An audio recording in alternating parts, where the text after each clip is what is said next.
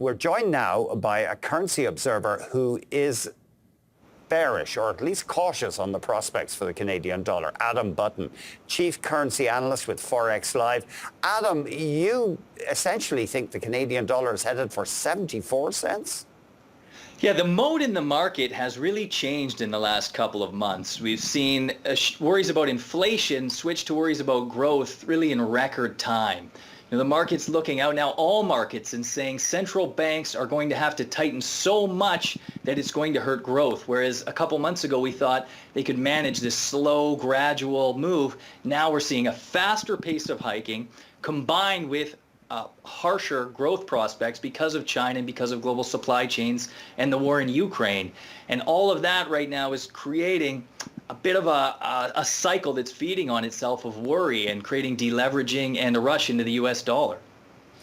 So 74 cents, that would be quite a drop. I mean, our central bank, as you know, is tightening. Why would we drop so much? I think there's a really good question about how much we hike rather than how fast we hike. So the market's looking out and saying the Fed is going to get to 3% with risks above that. They're saying the Bank of Canada, when it gets to 2.5%, is going to encounter a whole host of problems related to Canadian housing and isn't going to be able to follow the Fed beyond that. So the terminal rate isn't going to get to where the US is. And I touched on housing as well. That's the other part of it. We're in the gut check moment. I think it's certain now that Canadian prices aren't going to keep rising. It's really a question of how much they'll fall and what the impacts of that will be on the Canadian consumer, the Canadian economy, so on and so forth. And I think we just have to get to some sort of base or bottom in Canadian housing before the Canadian dollar can be bought again. That's interesting. And do you think there's pain in housing ahead? You know what? Nobody really knows where house prices are going. Nobody ever imagined they would get to as high as they are right now. I think we're headed lower. I think probably in the bull case, in the good news case, they end up maybe 15, 20% lower from here. Now, what does that look like? Is it just found money and people sort of move on? What I do worry about is that we have about 30% of Canadians now on variable rate mortgages. Now that's up from 18% just 2 years ago. Mm-hmm. And every year about 20% of fixed resets turn over. So we're seeing this hit on the wallets every single month to Canadian homeowners.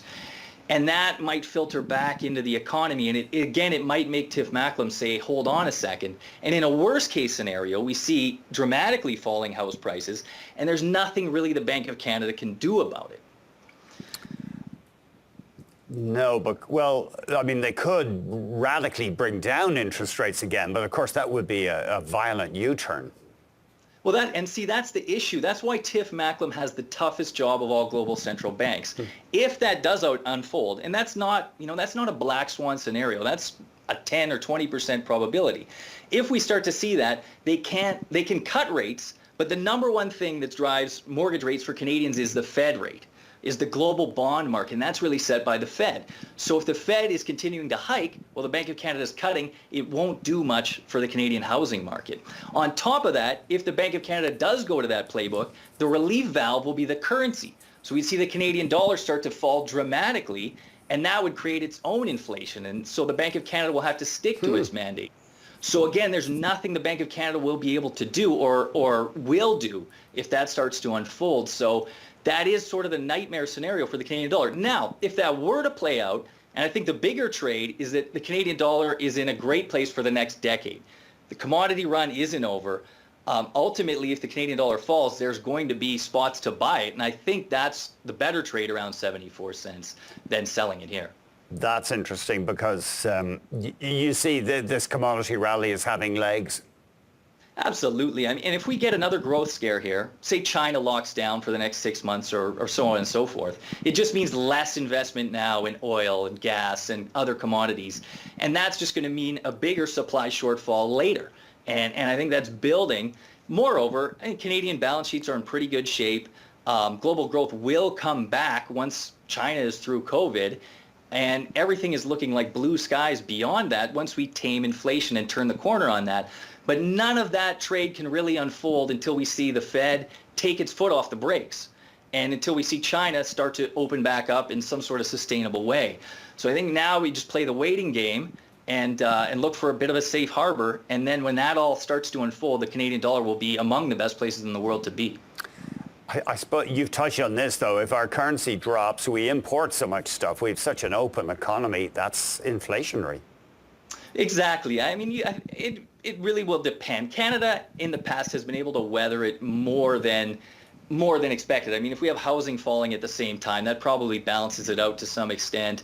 Canadian jobs, they will stay plentiful as long as commodity prices stay high. As long as the consumer still has some money in his pocket. So, I don't see a point where we get this massive Turkey-style imported inflation really under any scenario. So 74 cents, would you put a time frame on that? Could that happen in calendar 2022? Yeah. Oh, absolutely. I think this housing scare or correction, I think probably plays out over the next 6 to 8 months. And I think that's sort of the timeline that we're looking at, along with China lockdowns. We have probably the main event of the year is Chinese President Xi and whether he's going to be reappointed. And that comes in the autumn. Mm-hmm. And I think China is probably going to stay on lockdown until then. So they either tame it or they get broken by COVID and go to something new around that time. And then everything starts to line up towards the autumn or towards the end of the year for the Canadian economy and risk trades in general.